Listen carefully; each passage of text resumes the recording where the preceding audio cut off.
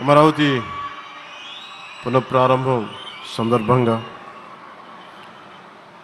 34,000 ఎకరాలు ఇచ్చి 29,000 పైచిలకు రైతులు గత 5 సంవత్సరాలుగా నలిగిపోయి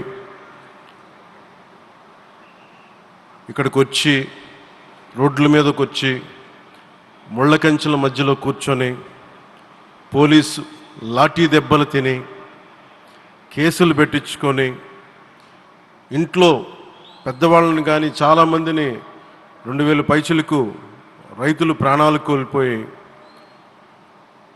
మీరు నలిగి బాధపడి మీ కన్నీళ్ళు తుడిచే వాళ్ళు ఉన్నారా ఆ రోజునని చాలాసార్లు మహిళా రైతులు నన్ను అడిగారు. ఇది